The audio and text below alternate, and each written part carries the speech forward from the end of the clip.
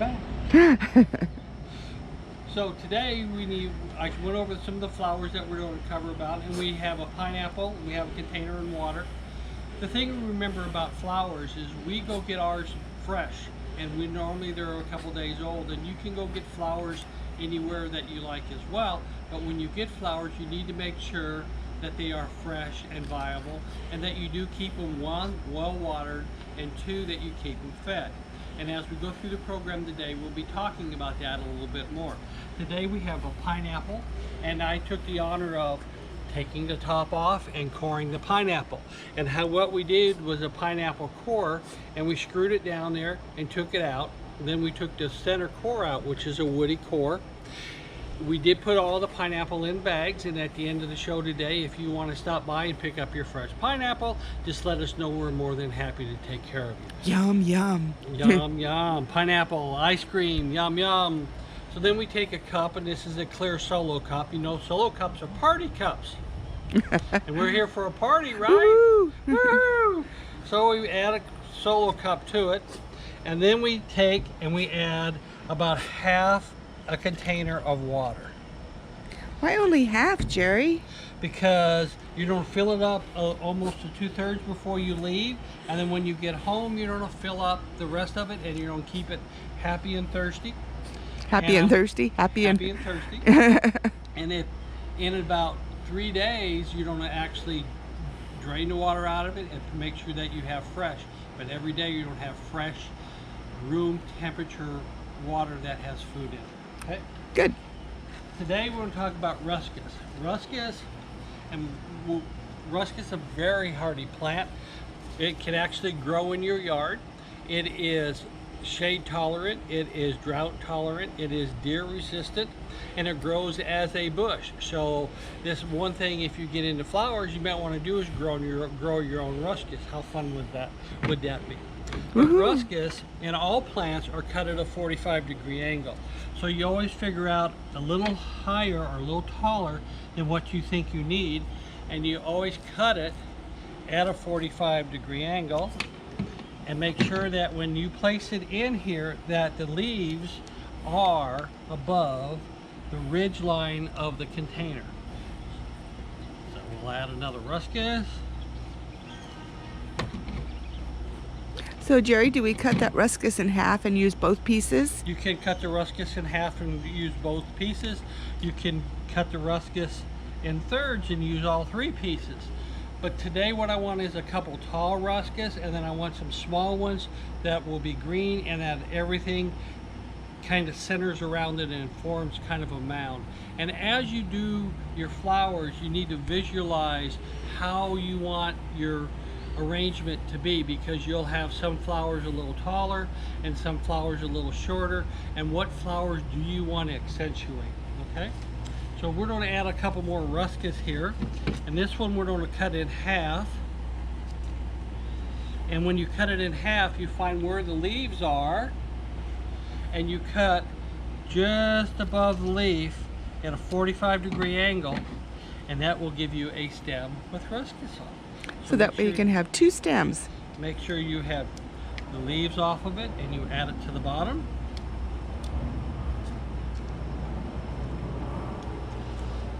And we're going to do one more just for the fun of it, okay? And all you are doing progressing very well out there. Excellent. Ruscus is a very fun plant, and I'm going to leave this one tall because I'm going to shorten it down. So we'll clean up as we go. Molly, leave the leaves alone. From ruscus, then we go to green tip. A green tip is this trick. Green trick dianthus. Yeah. Green trick dianthus are very unusual one. They are just kind of luscious. They kind of look like a little thorny ball or snowball, and they're very cool. They're a member of a carnation family, and they do have knees, and all these joints here are called knees. The knees are very fragile, so you have to be careful when you take the leaves off, because you may actually break the leaves. These are also a member of Sweet William area or flowers, so you've probably heard of Sweet William. So on these, they will strip the leaves off. I'll always want to leave 1 or 2 up at the head of the plant if all possible. Strip them down to about the size that you want.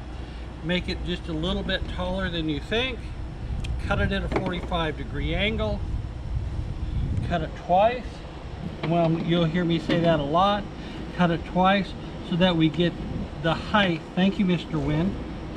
We get the height in which we want to have the flowers. So you want it to be kind of low in this case? This one may be low, and then you want to, again, visualize how you want to have them, and maybe you'll have another one higher, and then as you put your flowers in it, you'll have different textures and different arrangements. So I'm going to put 3 of those in today, and you have 3 flowers in front of you.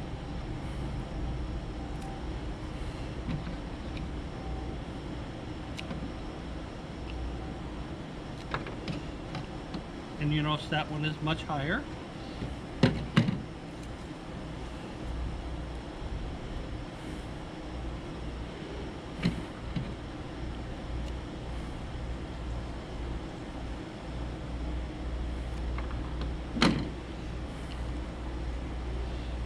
And we'll rearrange our arrangement a little bit more as we go. And as you see, we do have a low texture, we do have some medium and some high texture, and then we have some tall ruscus that adds color and separation, and adds a little height. From there, we want to jump over and do spray. Yep, spray roses or regular roses, either one. Okay, Thing good, spray. So good. We'll do spray. spray roses are very unique and very hardy flowers. They differ from roses in a couple different ways. A long stem rose has thorns, a single stem, and a bud. Spray roses that normally not have thorns, and then it comes up and then it has numerous laterals regarding the flowers. Whether you're getting spray roses or regular roses, there's a couple things you need to remember. One, always look at the stem to see if it's light, nice and light, not dark. If you look at this one real closely, you see it's kind of brown, so that means it's scabbed over. Look at the heads. You have guard petals, you have the types of petals around them. Make sure the petals are fine, and when you feel it, you want a semi-firm head, just like these. These have the stem, the guard petals, the heads, and you see that some of these leaves are starting to go bad, so you would take them off, and I'll show you how to do that later. But when you feel it, it's semi-firm. So that's the difference, and those are the things that you need to look for on the plant themselves. So these are really handy, and you've got about 4 of them that we just passed out to you. These are very handy and they're very nice. The thing you always remember is make sure that the leaves are off of them so that they can't get into the water. Estimate your height. Cut at 45 degrees. Verify your height. Sorry about that.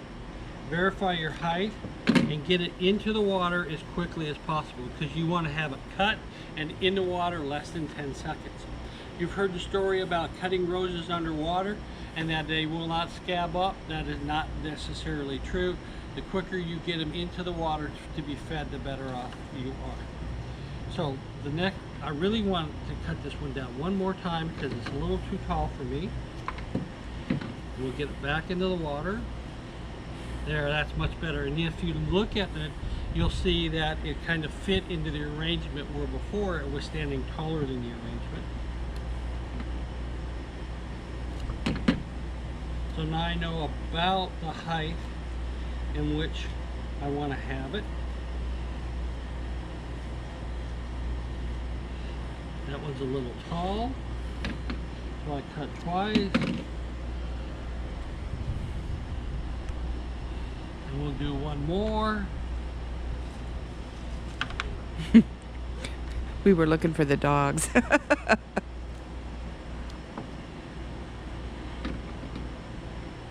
Now there's been a lot of discussion back and forth regarding, do I want to leave leaves at the head of the flower, or do I not want to leave leaves at the head of the flower?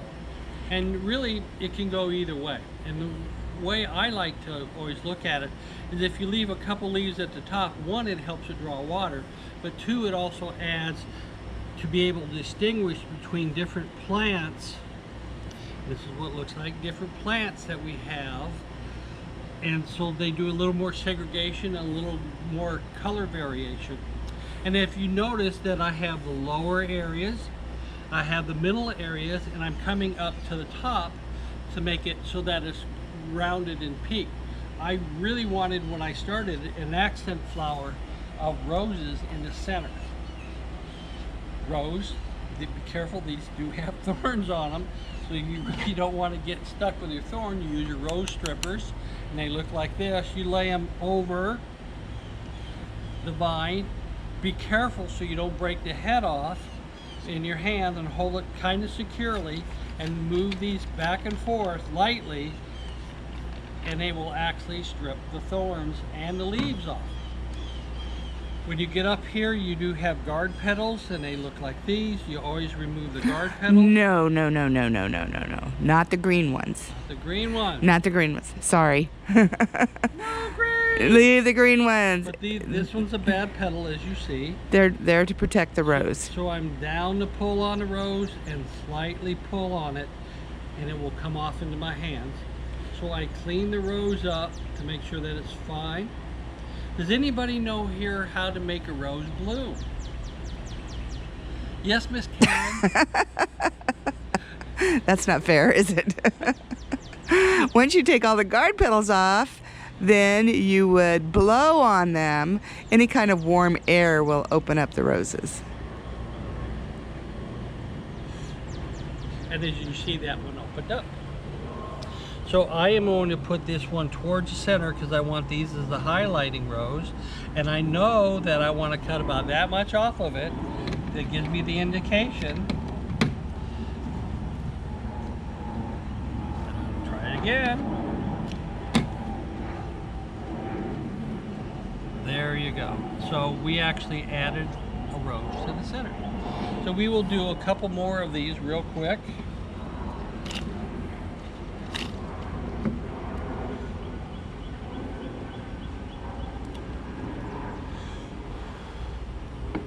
Okay, you got a couple more guard petals that need to come off there, Jer.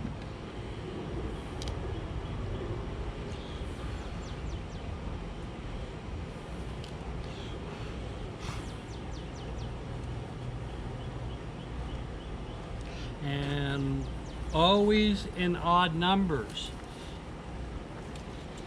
So we are going to add another one for an odd number.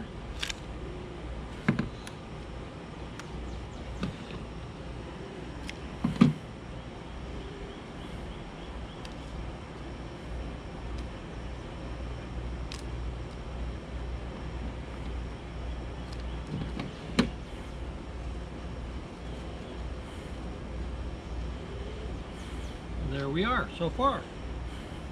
So the last thing I have is Hypericum berries. These are really fun berries. They are very hardy plant. They have a very woody base to them. They come in white, red, green, which green turns to a amber brown or a dark brown, which is very beautiful. So we want to take the leaves off. The thing about these berries, you need to remember that these are part of a St. John's wort plant, and you cannot eat the berries. I wanted to. I really wanted to. Bad. Bad berries, bad berries. And I want to use these as more of an architectural item, so I want to add them down so they're down deeper. Stay there, plant. They want to put them a little deeper so that they become more of an architectural element. Like a textural element? Yep, textural element. See, as you can see, there's put them there. They could be higher too. Do one more. You can make it a little higher too, Jerry. I could make it higher. I could make it lower.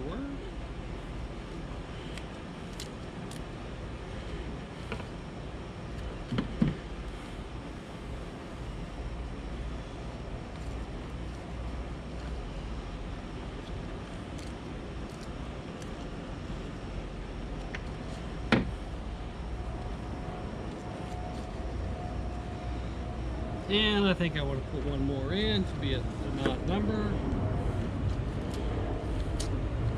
So the odd number thing is not a rule of thumb. Yeah. Right. Yeah.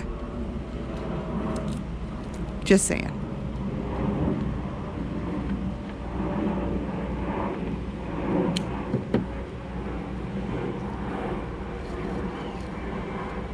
Now I put them around with the roses because I wanted the roses to be accentuated. I'll make sure all the flowers down there so that now we have the roses that are around them. So I think these are just a tad tall. So I will trim them down just a tad and bring them down to Much make better. a little more of an element.